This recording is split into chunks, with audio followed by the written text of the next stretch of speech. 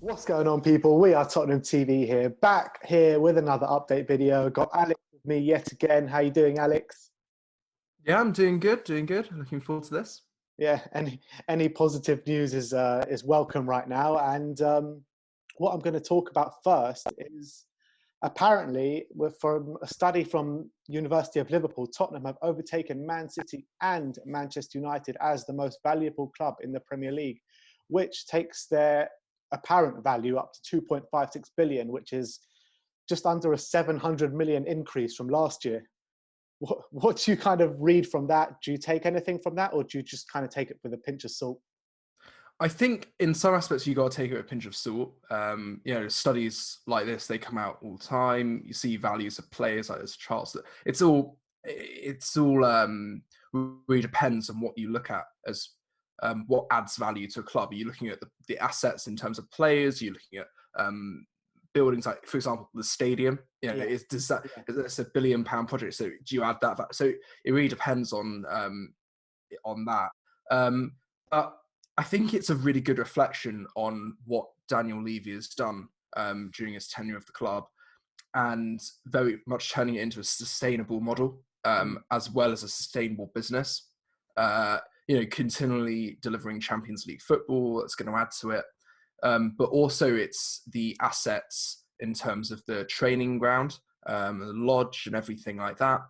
And also the consistent development of the youth system and how we continually get very good players. I think that really all adds to it. And if you look at like Man City, for example, they only, a lot of their value probably comes from the owners and not necessarily advances off the pitch. While they obviously clearly have made some, but I think ours is very much more sustainable, which adds to the value.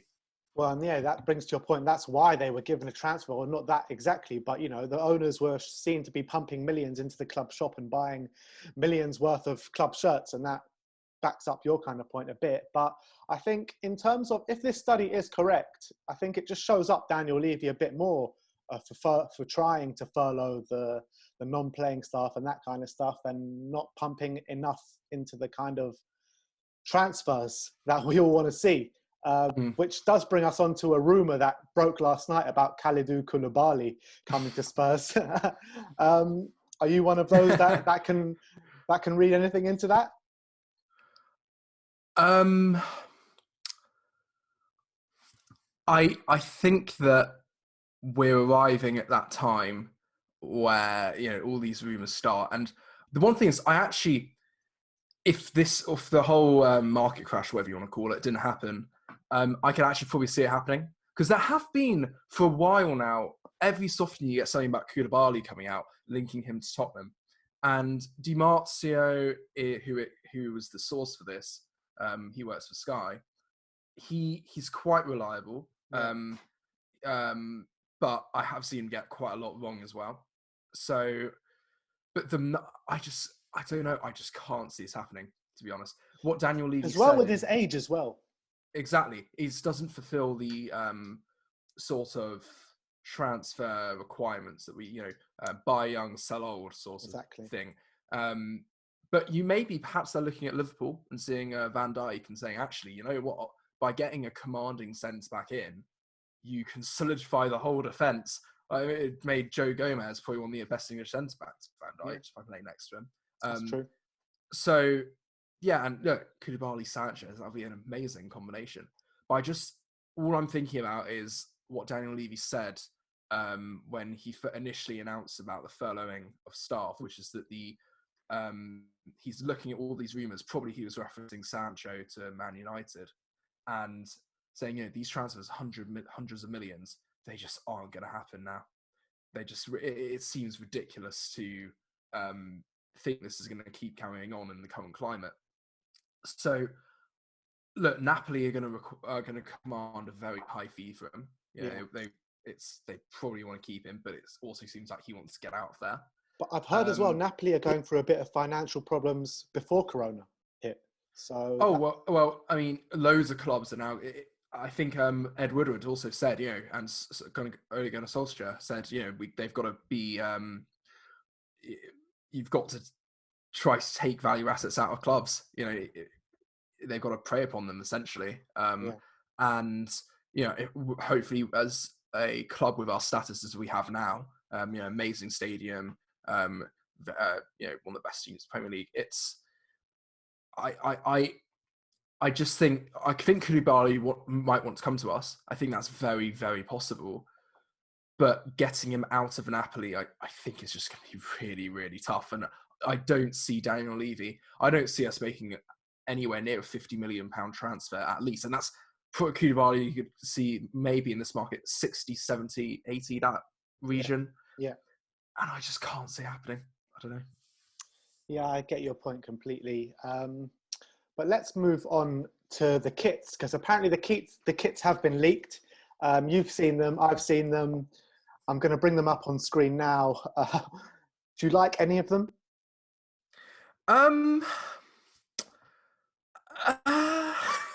Let's talk about them kit by kit. So let's start off with the home one. So it's kind of just like a white kit with kind of a weird shapes in the background with blue shoulders. What do you think about that one? It's kind of throwing it back to the one because we had a few years ago with like the sort of dark shoulders, didn't we? That was the last season at White Hart Lane, right? Yeah, it was, wasn't it? Yeah. So it's a kind of a throwback to that, and I think that kit's actually probably aged very well. I think a lot of people associate that kit with good memories of the final season there. Yeah. So I'm actually not too it's the red on the front does make me a bit, as always, yeah. But the others seem to get rid of that problem. So yeah, I don't understand why they can't put a white or a blue AIA logo on the home kit as they can do on the away kit. Yeah, but yeah, you haven't given me a yes or no. Do you like it or not?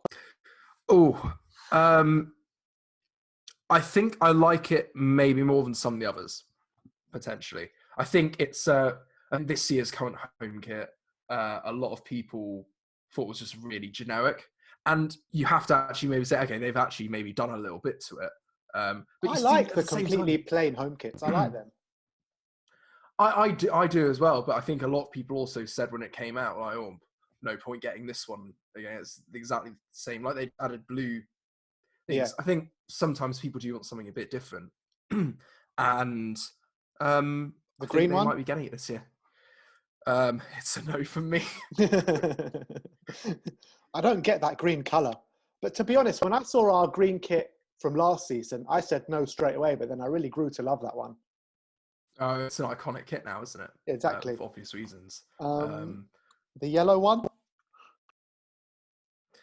I'm not really a fan of the club crest in the middle. Yeah. I personally. So yeah, the color scheme's interesting. But it's a bit I don't know. I don't know really know what they're thinking. I think I'm with you on that one. And the last one is the one I hate the most. I think it's a remake of some sort of Nike trainer. I can't remember which make of the trainer, the name of the trainer was, but I think just that's horrible. I don't like how it's just different colors on the way down. It just seems a bit, I don't know. I wouldn't actually mind like a sort of grey or darkish kit. I don't think that's an awful idea. I think just the different colors going sort of down just doesn't really work. But the thing is, you see better kits on Twitter that people make, and it's really like, hi, these guys. Did you see the one that's half blue and half white, half like? The 125th anniversary. Yeah. I saw that one. It looks amazing. Yeah, it looks incredible. And someone did a mock-up of a Spurs player wearing it as well. Oh wow, I didn't see that, but that sounds amazing. Yeah. I love that. But let's move on to the final point of the video, and that is Maurizio Pochettino. Apparently, he is favourite to take the Newcastle job now. Apparently, he is interested in the project. If these Newcastle owners do take over the club, then he will be getting paid 19 million a year. How jealous are you? Oh, Jose's on 15 here, isn't Yeah. he? Yeah, Jose's So on yeah, but 15. So Poch will be the highest paid that's manager in the Premier League and probably with the highest transfer budget in the Premier League as well. yep. I mean, I think when Poch left, there was a lot of people saying, we wish him well, whatever, and as we all do, Yeah. clearly. But I think there was more of a hope that he wouldn't be going to someone in the Premier League, and especially a club at the time which just weren't on the radar, which is Newcastle. Yeah. And you hear a lot of good things about Newcastle as a club, and they're not a Man City. They are a big club with a great history. And I think even Pochettino, when he's thinking through this, is probably thinking, well, I was thinking like maybe Madrid or something, or even United. And yeah, I do think it's actually a big risk for him as a manager. You think so? To be honest, I think it is, because if he fails there with the money, then people are thinking, oh, hang on a second, Can you I see don't him know. failing there though, with an open checkbook? People always said that him with what was it, hour of money or something would be like a cheat code Yeah, for exactly. football. I'm interested to see how Newcastle operate in the new transfer market that we're going into. Yeah. And FFP regulations are going to be lifted for some time as well, which does also help them. But I think for Poch, I mean, look, it's his decision, and it's going to be gutting of him to come to the lane with probably a decked out team or Mbappe and stuff like that. Completely batter us. Yeah, wouldn't that just be terrible while we're stuck with a third season of Jose Mourinho at the time, poisoning our club? It doesn't leave a great feeling, but at the same time, we sacked him. He didn't leave. So there's not really a lot that we can say, in my opinion. It's true. And a lot of fans that were kind of on the bandwagon with Pochettino being sacked are being like, look, we're going to find out what Pochettino's really all about now.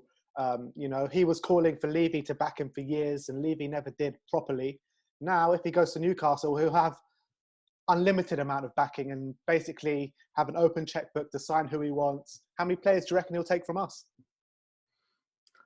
Oh, well, there's got to be some sort of clause in that his next job he can't take anyone. But I think that's a thing that happens sometimes. I don't know. But I don't know. Yeah. I reckon. Yeah. It's going to be difficult, because it's going to break my heart seeing him win trophies at Newcastle. It really will. Yeah. I mean, he will. He probably will. But there's just nothing you can do. I'm the same. I'd rather he went to Madrid or something and won the Champions League and the treble and wherever there. It'd be amazing to see a manager that we all love succeeding like that. But we did, as a club, not as a fan base, but as a club, we made our bed, so we need to really lie in it, to be honest. And that's the gutting thing. We just have to take it and look forward to better days. And there will be better days for us. If he does win stuff at Newcastle, you can just imagine the whole Spurs fan base and the Levy out thing will just like grow to a new level. It really will. But let's not talk too much about that anymore. We have to wait and to see if it actually does happen, because Newcastle actually haven't been taken over yet. So this could be quite close, I think. It's quite close, but there were a few protests. I think human rights groups were getting Amnesty, wasn't it? Yeah, Amnesty, about warning signs about human rights. So I think that there is a slight chance this could break down, but it does look close and on the verge of happening. So, I don't know. I just really don't want to see Poch go there, but there you have it. That is our update video to bring to you today. Kits, Pochettino and Tottenham with the apparent wealth of the Premier League, the richest club in the Premier League. Thank you very much, Alex, for joining me once again. No problem. And just last thing, it's better than him going to Arsenal. I'll say that. Well, yeah, I'd rather him go there than like Man City or anywhere like that. So. Exactly. Or Manchester United at the end of the day. Yeah. Well, there you have it. Let me know what you think on the comment section below. Like, subscribe, and comment. And as always, come on, you Spurs. Come on, you Spurs.